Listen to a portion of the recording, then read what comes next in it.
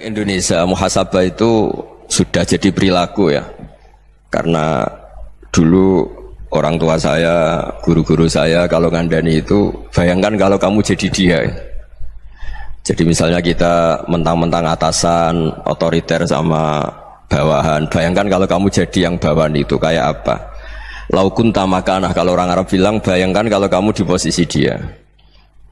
Makanya guyonannya orang-orang Indonesia itu kan orang ngaramkan judi gitu, bareng dikasih tahu. Tapi yang menang anak jenengan, alhamdulillah. Ternyata ngaramkan itu karena ada anaknya. Kalau anaknya yang menang ya seneng. Meskipun itu guyonan, tapi saya punya padanan itu dalam kitab Hikam. Nabi Ibrahim itu Khalilur Rahman, tentu bencinya minta ampun sama yang namanya maksiat. Suatu saat beliau diterbangkan di alam malakut. Itu kalau di Hikam saya halaman 15 juga. Saya masih ingat betul. Mungkin kalau Anda beda halaman karena beda cetakan, atau nggak punya kitabnya, atau punya tapi tidak bisa baca. Nah itu jadi berbagai kemungkinan. Atau punya tidak bisa baca tapi dianggap jimat.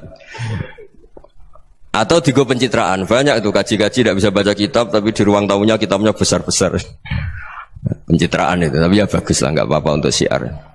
Setelah diterbangkan di alam malakut, diperlihatkan sama Allah, ada orang pezina, ada orang syaribul khomri, ada orang mabuk, ada orang macam-macam. Allah tanya sama Nabi Ibrahim, bagaimana pendapat kamu Ibrahim tentang mereka yang maksiat? Kata Nabi Ibrahim, ya Allah, habisi saja mereka. Mereka hidup di bumi engkau, makan rezeki engkau, kemudian mereka tidak taat sama engkau. Singkat cerita di fase itu, saya ulang lagi, di fase itu Allah nurutin sampai sekian peristiwa, mungkin 3 atau 4. Sudah setelah sekian tahun Nabi Ibrahim lupa peristiwa itu, kemudian beliau diminta menyembelih anaknya. Ini versi kitab Hikam. Memang versinya banyak tentang kenapa Nabi Ibrahim disuruh menyembelih anaknya. Ketika mau menyembelih anaknya, Nabi Ibrahim ragu. Huwa samratu fuadi, anak saya ini buah hati saya, kenapa engkau suruh menyembelih? Terus kata Allah, apa kamu tidak ingat ketika kamu saya angkat di alam malakut, kemudian kamu usul bunuh-bunuh, saya tidak mempertimbangkan usul Anda, tapi kenapa sekarang saya merintahkan kamu mikir gitu? Terus, ya karena ini anak saya ya Allah. Terus kata Allah, rumang samu wong sumpukon mata ini gak gawean kau sing gawe kowe enak wae usul mata ini. Jadi sebenarnya saya yang bikin, kemudian Anda enak aja usul membunuh. Semenjak itu Nabi Ibrahim itu di eranya itu asfaqun nas, orang paling sayang sama manusia. Karena kadang kita keras itu ya kebetulan itu tidak anak kita, tidak keluarga kita. Cara orang Jawa itu kan gitu ya, kalau ada perempuan terus macak yang macam-macam pakai sepeda motor cowok, terus wah itu luput suwuk, semoga-moga gini. Tapi setelah dikasih tahu, niku ponakane jenengan, semoga-moga selamat.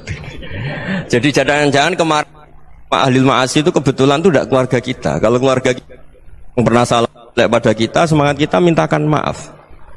Jangan-jangan kita didikte hukum sosial gitu. Jadi orang yang salah kebetulan itu orang yang menservis kita, atau keluarga kita, atau orang dekat kita. Jangan-jangan semangat kita mintakan ampun. Jadi kalau sama orang lain kebetulan musuh kita semangatnya minta itu kena adab. Nah ini yang nggak boleh dalam Islam. Islam mengajarkan niru Rasulullah SAW, Nabi itu rahmatal lil alamin. Bahkan kemarin saya ngaji virtual sama beberapa habaib, ada Habib Ali Al-Jufri dari Mesir, ya, ada Habib Alwi dari Kuitang, ada Habib Nabil Al-Musawa. Dari sekian habaib itu saya masih ingat diantaranya yang didawuhkan rahmatan lil alamin itu ketika Nabi adahu kaumuh, disakiti oleh kaumnya, dan itu mereka masih kafir semua. Itu mereka dapat doanya Nabi, Allahumma hdi qaumi fa innahum la ya'lamun. Kayak apa baiknya Nabi, orang yang menyakiti, yang melukai, tapi Nabi masih berdoa, Allahumma hdi qaumi fa innahum la ya'lamun. Sayyidina Umar dapat doanya Nabi itu yakhina kana kafiran, ketika masih kafir didoakan, Allahumma aizzal Islam bi Umar. Itu ketika masih kafir. Itu pelajaran bagi kita bahwa yang sedang tidak cocok pun itu berdapat doa kita. Ya doa supaya kondisi kita baik, hari tambah baik. Karena agama ini, saya berkali-kali bilang, limangkana yarjuwa wal yaumal akhir. Agama ini diperuntukkan bagi yang selalu punya harapan pada Allah Subhanahu wa taala. Saya cerita muhasabah ini tentang hubungan kita dengan Allah. Di Indonesia itu banyak orang fasik, banyak orang nakal. Ya di mana-mana orang nakal itu ya mayoritas, wa aksaruhum fasikun. Tapi berkahnya harapan. Mungkin saya kira nakal sok benda, mungkin saya kira sholat sok ben sholat, mungkin sekarang belum sakhok, belum dermawan, suatu saat dermawan. Barokahnya itu kefasikan ini dianggap sementara. Sedang fasik, sedang tidak benar. Karena kiai-kiai kita, para guru-guru kita, para habaib utamanya itu mesti bilang semoga husnul khotimah. Nah barokahnya doa itu semoga husnul khotimah itu menjadikan satu pola sosial. Yang sedang fasik ini masih diharapkan jadi lebih baik, jadi lebih. Sehingga kita tidak ngambil sikap ekstrim, yang ingin menghabisi atau ingin mengadili, tidak. Karena selalu kita punya harapan. Dan agama ini limangkan erjuwo hawal yawm akhir. Bayangkan dulu kalau yang nakal itu anak kamu.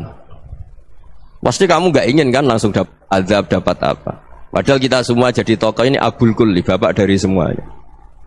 Sehingga ketika Rasulullah SAW jalan-jalan kemudian melihat perempuan sedang menyalakan api. Kalau apinya mati ditiup, anaknya dijauhkan. Nanti kalau sudah jauh dari api, anaknya digendong lagi. Terus kata Rasulullah, matur ke semua sahabat, Aro'aitum anna hadih tarihatan waladaha alan nar. Apa kamu berpendapat bahwa perempuan ini akan melemparkan anaknya ke neraka? Tidak ya Rasulullah. Tidak akan seorang ibu melemparkan anaknya ke api.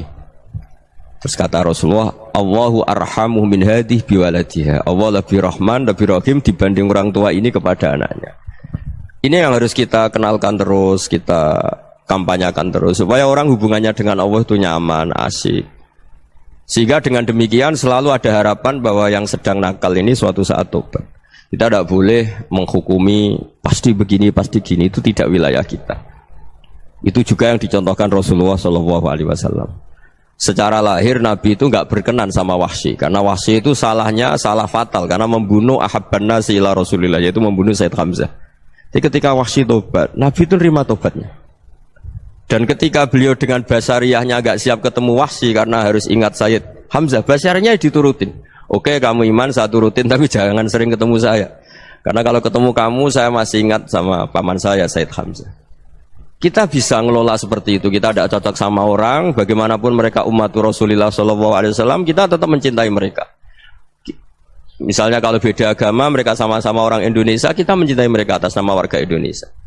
Tapi kalau misalnya potongannya ora cocok, beda kultur, bawaannya itu mangkel no coro Jawa, ya bisa diilmoni, jangan ketemu. Wong sudah tidak cocok, ingin ketemu nyari solusi. Roh ini tok seneng itu kan ya repot itu. Ya sudah kalau nggak pati cocok ya jangan sering ketemu. Dan itu kita bisa memanage seperti itu tuh bisa. Saya berkali-kali cerita tentang Imam Syafi'i.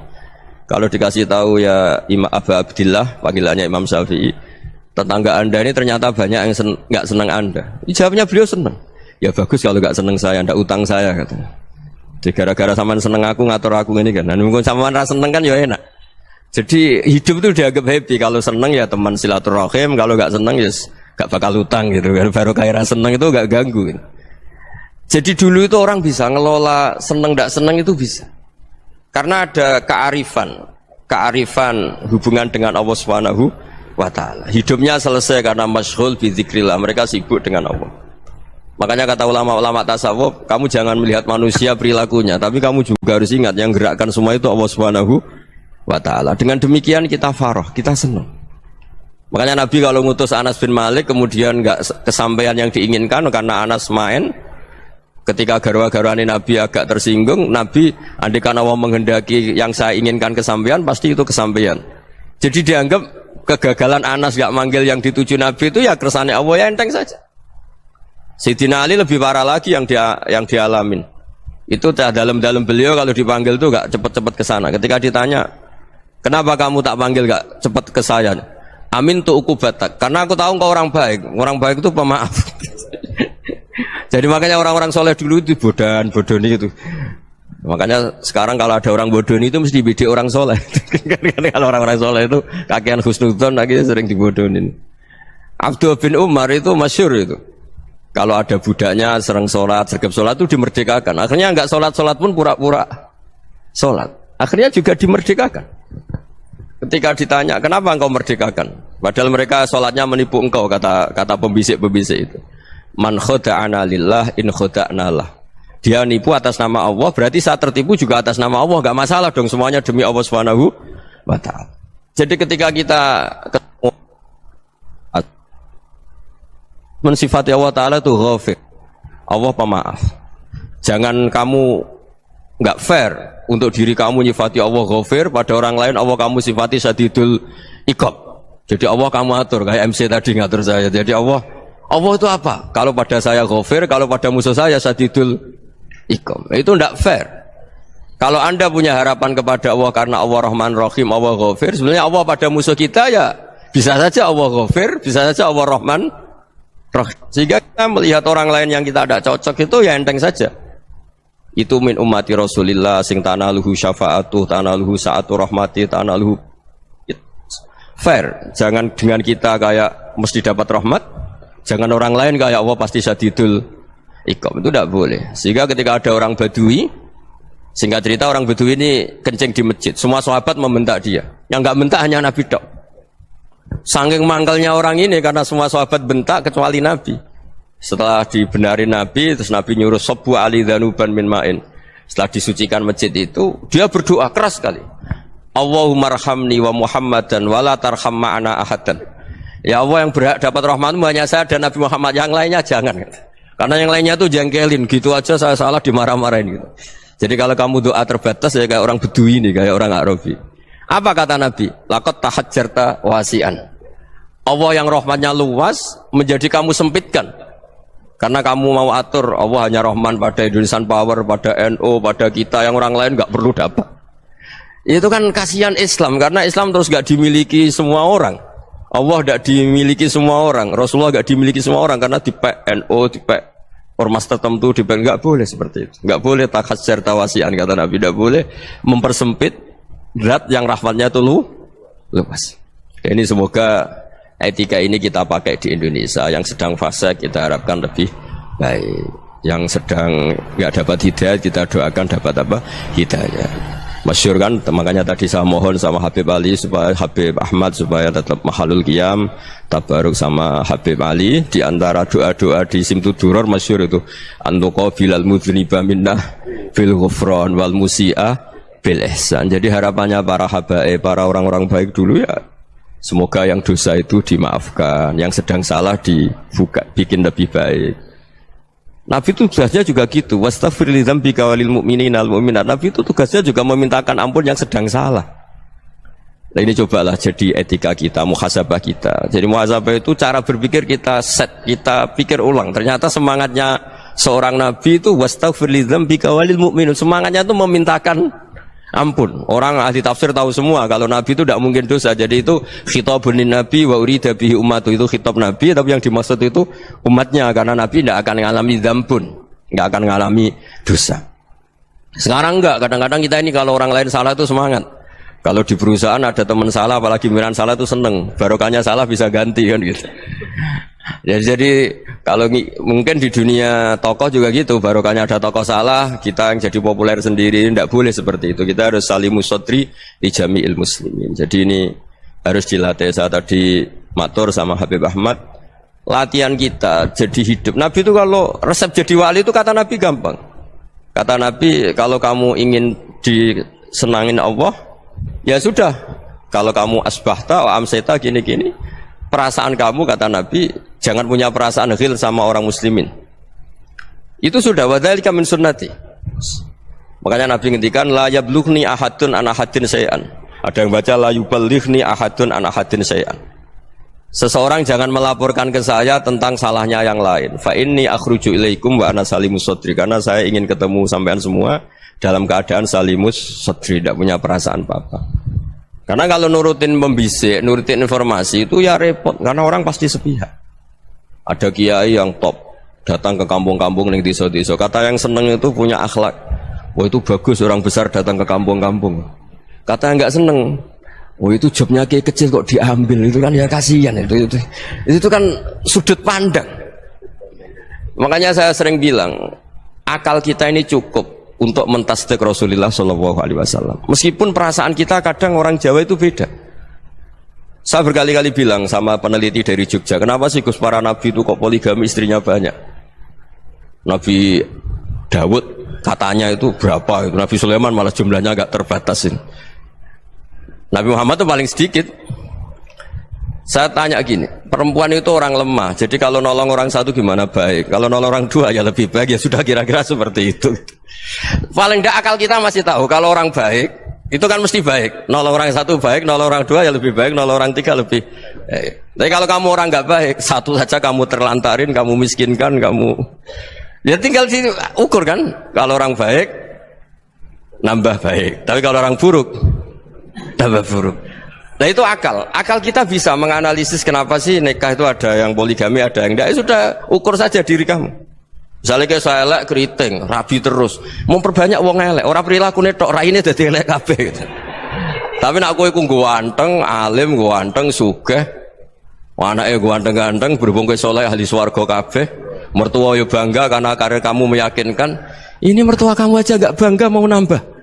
Ipar gak bangga, mertua gak bangga, desa kamu yang kamu wayai juga gak beda dengan Nabi ketika nikah Juwairiyah itu nggak ada pernikahan sebarokah Nabi dengan Juwairiyah itu asharu Rasulillah. Di situ habis perang banyak tawanan gara-gara jadi besanya Nabi langsung dibebaskan semua karena asharu Rasulillah. Sekarang besanya Kanjeng Nabi. Dulu Abu Sufyan mangkalnya bukan main sama Nabi gara-gara putrinya dinikah terus langsung jadi. Kalau kamu kan enggak, nikah satu, nikah lagi, satu kampung musuh kamu karena istri pertama ya cemburu, yang kedua agak bangga. Wah itu selesai itu dunia wal akhirah. Maksud saya nganalisis Islam itu harus pakai akal. Dan akal yang dipakai ini saya bawa ke kitab Ihya adalah pikiran-pikiran para ulama. Makanya ketika Imam Ghazali ketika ditanya fakaifa bi muslimin fasikin asawwaha fi jami'i amri. Kalau kalian ketemu orang fasik, orang Islam tapi fasik, perilakunya nggak ada yang benar. Kata Imam Ghazali jawabnya lucu, aneh. Ma min muslimin illa wa islamuhu ta'ah. Tidak ada orang Islam kecuali dia mau Islam, membenarkan Allah dan Rasul itu sudah taatnya dia. Kok kamu tidak bisa melihat taatnya dia? Dia pikirannya kan ini pemabuk, ini tukang apa. Tapi kata Imam Ghazali, sebenarnya kamu masih bisa berpikir positif. Ma min muslimin illa wa islamuhu ta'ah. Tidak ada seseorang Islam ketika dia milih Islam itu pasti ada taatnya, yaitu tasdik pada Allah dan tasdik kepada Rasulullah Shallallahu Alaihi Wasallam. Jadi dengan pola seperti itu, maka di antara guru-guru kita yang modern ya di era Mbah Maimun, di sini ada Habib Ahmad, Habib Salim, syair yang sering dibaca beliau adalah ada orang munajat sama Allah. Ini cerita munajat. Itu orang itu ngendikan gini, ana muznibun, ana mukhtiun, ana asi, huwa rahimun, huwa ghafirun, huwa afi. Ya Allah, saya mukhti, saya orang yang salah. Ana mutnib, saya orang yang dosa. Ana asin, saya sering maksiat. Tapi engkau ya Allah, engkau ghafir, pemaaf. Engkau rahim, maha pengasih. Engkau afin, yang mudah memaafkan. Kata orang ini, ya agak kurang ajar, tapi saking senengnya sama Allah. Qobal tuhunna salasatan bisalasati. Ya gini saja ya Allah, sifat engkau diadu dengan sifat saya. Engkau Tuhan, Gusti, nggak boleh kalah katanya. Terus wasatahliban ausofu ausofi, dan kau pasti pemenangnya gitu. Jadi ada orang rayu Allah dengan cara seperti itu ya ada ya. Saya ini manusia, salah saya banyak. Engkau ampunannya banyak. Engkau Tuhan, Gusti, nggak boleh ampunan Anda, ampunan engkau kalah dengan salah saya. Nggak boleh Tuhan kok kalah. Jadi untuk supaya orang punya harapan gitu. Banyak juga wali-wali yang jadab ketika datang ke makam Rasulullah SAW. Itu kalau dongo ya agak kacau sebetulnya, cara syariat agak kacau. Ya Allah, engkau punya dua pilihan. Jika engkau menjadikan saya soleh, surah habibu, yang senang kekasihmu, yaitu Rasulullah SAW. Tapi jika engkau menjadikan saya fasik, surah adubu, yang senang itu setan. Monggo jenengan mau menyenangkan kekasih jenengan, mau menyenangkan musuh jenengan, monggo jenengan bebas kok memilih. Mestinya Allah ya senang menyenangkan kekasihnya. Jadi ya, intinya Allah dipaksa untuk menjadikan dia orang soleh gitu. Jadi kayak kemarin itu Pak Bu siapa yang kesini itu, yang sama jenengan kuliah kesini itu sama Habib Ahmad. Saya pertama nggak mau, lama-lama Habib Ahmad ini gimana Gus, orang taunya saya dekat jenengan, kalau nggak kasil saya waduh ini kayak doanya wali yang tadi. Nggak punya pilihan, nggak ada pilihan ini. Jadi saya mohon muhasabah itu dimulai cara berpikir. Makanya di sini sebetulnya tag ini supaya dapat barokahnya Ihya. Ini kitab yang disenangi para habaib, para ulama. Sebetulnya teks di muhasabah itu redaksinya gini ya, yang lengkap. Hasibu anfusakum qabla an tuhasabu wa zinuha qabla an tuzanu wa tahayya'u lil ardil akbar. Jadi ada kata wazinu, jadi ukur. Perilaku Anda ini diukur, ditakar. Misalnya kita sebagai suami kan ya punya hal-hal yang kita tidak ideal. Cara wong Jawa mesti pesek. Cara rezeki ya pas-pasan itu.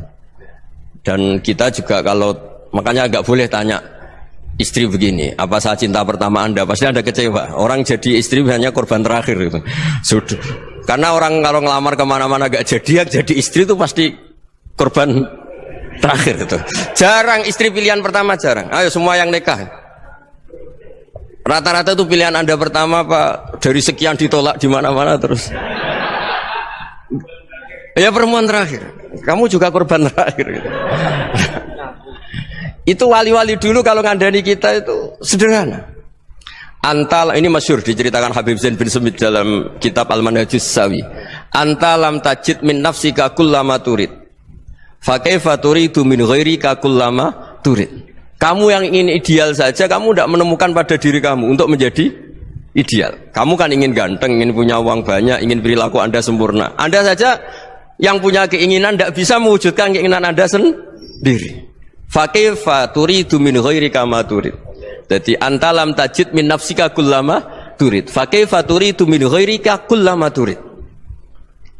Kamu yang punya keinginan saja. Misalnya saya ingin punya uang banyak, perilaku saya selalu benar, gak pernah salah. Loh, saya yang ingin saja dengan diri saya gak bisa untuk benar terus. Kok kamu berharap orang lain selalu benar? Jadi antalam tajid ya sama. Kalau kamu menuntut istri kamu itu ramah, neriman, apa kamu neriman sama wajah istri Anda gitu? Engko ya pola neng dindi jajaki sana jajaki sini, kamu sendiri tidak pernah apa. Jadi itu nasihat yang luar biasa. Antalam tajid min nafsika kullama turid, fa kaifa turidu min ghairika kullama turid. Kamu mau menghormati semua orang? Tidak mau kan? Kemudian Anda berharap semua orang menghormati kamu. Kamu tidak ingin kan orang lain semua menghujat kamu. Sementara kamu enak aja menghujat orang lain. Makanya Rasulullah SAW itu luar biasa ketika bikin kaidah sosial. Apa la yu'minu ahadukum hatta yuhibba li akhihi ma yuhibbu li nafsi. Jadi kalau ukuran iman itu sederhana. Kalau sesuatu itu baik, nyaman bagi Anda ya bayangkan itu pada teman Anda. Misalnya Anda bangun tidur sudah acak-acakan, nggak punya uang, utang jatuh tempo, kan nggak ingin ketemu orang. Ya kamu jangan bertamu ke jenis ini karena dengan kamu yang alami juga gak siap ketemu orang. Makanya ada Habib Alim itu dilapuri sama seseorang. Beb, dulu teman saya itu ketika saya kaya itu sering main ke saya. Setelah saya miskin, mereka tidak main ke saya. Kata Habib itu bagus, sunnaul begitu itu bagus. Coba kalau kamu dulu kaya, teman kamu main kan kamu gaya, di rumah ada makanan, bisa hormat tamu. Setelah kamu miskin jadi buruh manol di pasar atau buruh bikin boto, teman kamu datang, malu enggak kamu? Mendingan gak datang gitu. Akhirnya baru, oh ya alhamdulillah kalau gitu. Loh ya kan dulu teman kita datang, kita ada Alphard, istri cantik, rumah bagus. Lah kita miskin, buruhnya orang pas dibentak-bentak, teman kamu udah datang. Milih datang kamu enggak kalau setelah kamu jatuh? Enggak kan? Jadi barokahnya ilmu itu terus. Ya, tapi kadang-kadang orang loh, wah setelah saya miskin teman-teman enggak kasih ke sini. Ya kalau kamu sudah jatuh, teman-teman kamu ke situ jadi tontonan. Ya mulai sekarang cara berpikir itu dirubah. Dulu yang namanya kiai itu kalau diundang orang itu ya agak-agak senang. Semenjak saya itu agak rubah. Mengundang kiai, ngatur kiai itu tak haram-haramkan ya ada lumayan lah sekarang itu sudah mulai agak beretika. Dulu itu ngundang tuh tanggalnya ditentukan, jamnya ditentukan. Enggak mikir apa kiai saat itu nganggur, enggak. Punya wadifah, enggak. Dia milih tanggal yang dia nganggur, enggak mikir pas itu kiainya nganggur apa, enggak. Ya saya hanya cerita aja, kamu tersinggung ya monggo, boten nggih monggo itu kan. Jadi saya mohonlah supaya tadi saya juga matur ke Habib Ahmad. Jadi untuk orang merasa ikut sunnah Rasul itu gampang sekali kata Sayyid Muhammad. Dulu Nabi berpakaian ala daerahnya. Kalau mikot ya pakai mikotu baladi. Karena Nabi orang Madinah dan beliau berdomisili di Madinah ya misalnya mikotnya dari Bir Ali misalnya. Tapi kalau Anda orang kawasan Tanim mau umrah ya dari Tanim, misalnya kawasan Jirona ya dari Jirona. Artinya apa? Kamu ngambil mikot karena Nabi mikot misalnya dari Bir Ali, bukan berarti kamu harus seperti Nabi di Bir Ali, kamu orang Mekah, misalnya kamu orang Tanim, orang dia harus dari mikot itu apa? Baladi. Sama, makanya di fikih-fikih itu kalau teknik anak, Nabi orang Arab, halawiyatnya kurma ya kurma. Kalau orang Jawa sedegan, semua podo-podo. Ya, podo-podo manis. Jadi ini tabaruk sama Sayyid Muhammad, ini ada murid beliau Habib Ahmad, sahabatnya, supaya orang itu merasa ikut Nabi itu gampang sekali. Ini saya baca ya di halaman tadi disaksikan Habib Ahmad 433 di kitab apa ini? Manhajus Salaf fi Fahmin Nusus. Itu kata Sayyid Muhammad, wa kanat sunnatu Rasulillah annahu yat'amu ma yajiduhu fi ardi wa yalbasu ma yajidu wa yarkabu ma yajidu mimma abahu Allah taala. Fa man istamala ma yajidu fi ardi fa huwa al-muttabi' lis-sunnah. Kama anau hajjal baita min madinati, faman hajjal baita min madinati nafsi fa huwa al-muttabi' li sunnah wa illam takun hadhil madinatu tilka. Jadi intinya misalnya Nabi dulu itu ngasih sedekah kepada fakir miskin ya pakai dinar, dirham. Ya kalau orang misalnya sedekah pakai rupiah ya sudah ikut sunnah Nabi, jangan lu Nabi pakai dinar loh, kamu kok pakai rupiah. Dulu dinarnya Nabi tidak ada tulisannya Bank Indonesia, kamu ada tulisannya Bank. Ya tidak ada seperti itu. Ya jadi misalnya Nabi sedekah pakai tamar atau pakai al-aqid, ya kita pakai beras, pakai apa, supaya orang tuh bahwa Rasulullah itu milik kafatal linnas, milik semuanya, sehingga merasa ikut sunnah Nabi itu ya semuanya. Makanya dulu Mbah Mun kalau motivasi saya supaya bombong, kalau orang Jawa bilang bombong, wong Jawa itu mesti ono wong alim. Beliau menyontohkan mas itu Mbah Fadol, Senori, Mbah Ihsan Jambes, itu bisa ngarang-ngarang kitab luar biasa, padahal beliau bukan orang Arab. Imam Sibawai itu orang Persia, Imam Ghazali orang Tus itu juga ikut Persia. Kata Imam Mun, wong sing ora Arab lah mesti untuk jatah alim, kata beliau. Karena Nabi itu diutus kafatal linnas. Nah ini kalau orang yang alim itu Arab tok, berarti tidak ada perwakilan dari Afrika, dari Asia Tenggara, dari mana-mana. Makanya karena Nabi statusnya itu kafatal linnas. Jadi kita harus bangga sebagai Muslim, sebagai orang Indonesia, karena misalnya Wali Kutub dulu terkenalnya hanya ada di Yaman, di mana.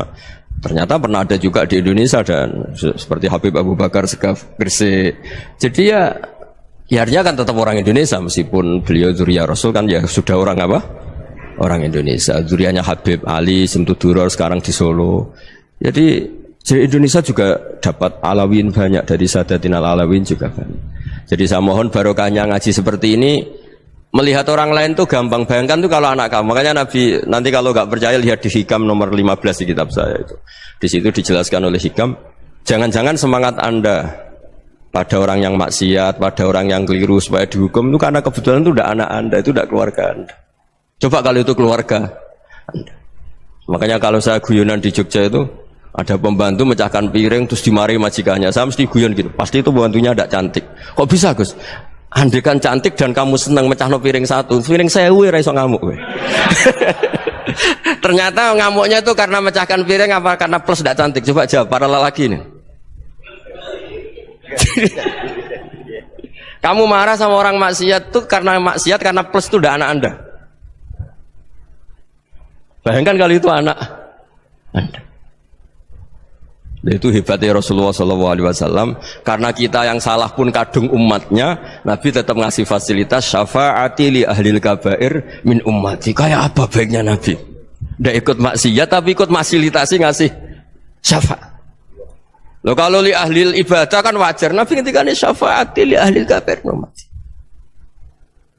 Ya karena tadi logika yang dibangun Rasulullah itu logika yang luar biasa. Kita semangat orang lain kena hukuman itu karena kita tidak punya ra'fah, tidak punya rahmah. Coba kalau Rasulullah yang bil mu'minina ra'ufur rahim, semangatnya itu mendoakan supaya tobat, mendoakan diampuni. Dan itu juga yang diperintahkan oleh Allah Subhanahu wa taala, wastaghfir li dzambika walil mu'minina wal mu'minat. Ya semoga barokahnya ngaji ini, barokahnya Habib Ahmad, barokahnya Maulid Simtuduror, barokahnya semua kitab madaih, tiba berjanji semuanya, barokahnya Ikhya, barokahnya Said Muhammad, barokahnya guru kita semua, Mbah Maimun, bapak saya. Kita ini ngikuti manhaj, ya, ngikuti apa? Manhaj. Saya sering didhawuhi Mbah Mun, kenapa ihdinas siratal mustaqim bukan siratoka, bukan jalan engkau ya Allah? Karena Allah itu enggak bisa kamu tiru. Allah itu tidak tidur, tidak makan, tidak kesel, tidak capek. Yang bisa ditiru itu siratal ladzina an'amta alaihim. Yang bisa ditiru manusia ya niru manusia. Karena Allah itu tidak bisa ditiru. Makanya ihdinas siratal mustaqim siratal ladzina. Dan niru siapa? Niru guru-guru kita. Termasuk niru cara pandang. Jadi misalnya ada orang awam di rumah itu hanya delok reng, delok tikus liwat, itu kan kayak nganggur. Ora tahajud malah mendelok reng. Melihatnya jangan gitu. Huwa tarokal ma'asiyah. Dia di rumahnya tidak dugem, tidak kemana-mana. Dia berarti malam itu tarkul ma'asi. Tidak nyopet, tidak garong, tidak ke tempat maksiat. Susahnya apa sih husnudzon? Jadi jangan lihat huwa tarkut tahajud, huwa tarokat tahajud, wa taroka qiyamal lail. Oke ya, namanya orang begitu ya tidak tahajud, tidak qiyamul lail. Tapi susahnya apa sih kamu bilang huwa tarokal ma'asiyah? Dia juga meninggalkan maksiat, dan tarkul maksiat itu tuh ibadah. Supaya orang tuh gampang lah husnudzon sama orang muslim. Ini orang mukmin, orang yang luar biasa. Di mata Allah itu orang yang luar biasa. Kayak tadi Imam Ghazali, kalau saya ketemu orang muslim kemudian dia tidak pernah baik, gimana? Kata Imam Ghazali, ma min muslimin illa wa islamuhu ta'ah. Tidak ada orang Islam ketika dia mentasdihkan Allah dan Rasulullah, berarti dia juga punya taat. Ya ini latihan saja, sing iso nglakoni Habib Ahmad kula namung cerita mawon. Kula cerita secara akademik, saya punya kitab, saya baca dan alhamdulillah kita paham barokahnya para guru, dan supaya terbiasalah sebaik-baiknya ibadah husnudzonni billah wa husnudzonni bil mu'minin. Soal tidak cocok ya diilmoni tadi ya, namanya enggak cocok ya jangan sering ketemu. Seperti Rasulullah SAW, beliau karena sangat mencintai Sayyid Hamzah, ketemu orang yang pernah begitu sama Sayyid Hamzah, ya beliau secara basyariah tidak siap. Tapi beliau secara cara bahasa sekarang, secara profesional, kalau beliau seorang nabi dan harus menerima tobatnya siapapun ya diterima. Saya meskipun dengan A, B gak cocok karena dia begini-begini sama saya, tapi saya ingat dia sholat, dia baca sholawat, dia mencintai Rasulullah, ya kita hormat. Ya soal tidak cocok ya di manage tadi ya, zuruhiban tasdid huban. Kalau tidak pati cocok ya jangan sering ketemu, bawaannya enek nanti. Ya semuanya itu diilmoni lah. Makanya ngendikane Ma'ruf Al-Qurhi ada yang baca Al-Kharqi, mangqala fil yaumi salasa marrat aw marham ummata Muhammad kutiba minal abdal. Karena semangat mencintai siapapun satu hari sering baca marham ummata Muhammad, wa ma asli ummata Muhammad, wa ma tajawaz an ummati Muhammad, itu mesti kutiba minal abdal. Dia pasti termasuk wali abdal. Maksudnya semangat mencintai ya dilatih lah. Misalnya Indonesia Power atau PLN, andai kan tidak ada PLN itu kayak apa? Orang nggak bisa ngaji, tidak bisa aktivitas, ya barokahnya ada PLN, barokahnya jasanya. Kita sadar, tidak semua kebaikan kita ini memenuhi keinginan orang banyak. Orang banyak ingin listrik, ingin saluran apa, dan itu kadang yang mewujudkan orang lain atau kelompok lain. Ya karena itu manfaat ke orang lain ya kita doakan. Karena khairun nas anfa'uhum linnas. Sehingga kita terbiasalah ngakui orang lain. Seperti semangatnya Rasulullah SAW, semuanya itu didoakan, semuanya diinginkan kebaikannya. Bahkan Nabi gak putus asa sampai di akhirat. Ketika Nabi lain sudah putus asa karena sudah akhirat, sampai dimintai syafaat semuanya bilang nafsi, nafsi. Karena merasa semuanya gak punya nyali di depan Allah. Karena ini sudah akhirat, sudah finish. Tapi apa Rasulullah? Analah. Ya udah, saya sanggup mensyafaati kalian. Terus kata Nabi, fa'atiyal arsya. Saya mendatangi aras, fa'akhiru lahu sajidan, saya sujud, wa ahmaduhu bima hamida allamaniha rabbi. Kemudian saya tetap muji Allah dengan pujian yang terus menerus. Padahal sudah di akhirat, sudah finish. Nabi dimintai syafaat masih sanggup. Karena Nabi tahu akhirat tidak bisa mendikte Allah. Tidak bisa Allah terus bilang, ya Allah ini akhirat loh, engkau sudah tidak boleh mensyafaat. Tidak bisa. Allah tidak bisa diganggu akhirat. Allah tidak boleh dibatalkan rahmannya oleh akhirat. Allah tetap Rahman Rahim abadal abad. Dan Nabi tahu itu. Makanya kata para ulama, fa Muhammadun ahmadu min ghairihi. Jadi Nabi Muhammad namanya dua yang terkenal. Sebenarnya banyak yang terkenal dua, Muhammad sama Ahmad. Ketika Nabi punya nyali memuji Allah di akhirat atau sudah di akhirat, itu fa Muhammadun ahmadu min ghairihi. Ketika Nabi lain sudah tidak punya nyali muji Allah karena sudah akhirat, Nabi Muhammad tetap berani muji Allah di saat seperti itu. Makanya Ahmadu di situ kata ulama itu af'al tafdil, fa Muhammadun ahmadu min ghairihi. Kanjeng Nabi lebih memuji Allah di saat yang Nabi lain sudah tidak punya nyali untuk memuji Allah di saat itu.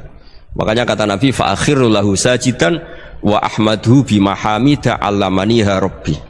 Akhirnya setelah lama gitu terus Allah ngendikan, ya Muhammad irfa' ra'sak wasal tu'tah wasfa' tusyaffa. Sudah Muhammad, angkat kepala kamu minta apa saya turutin, dan kalau kamu ingin mensyafaati umatmu saya beri hak apa?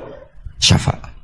Nah, semoga semangat itu juga menjadikan kita munajat bahwa rahmat Allah tidak terbatas, harapan juga tidak terbatas. Mungkin yang sedang nakal ya kita katakan sedang. Jangan terus kamu pastikan wah ini mesti suul khotimah, mesti tidak orang baik. Tidak, agama ini liman kana yarjuwaha wal yaumal akhir, selalu bagi yang punya harapan.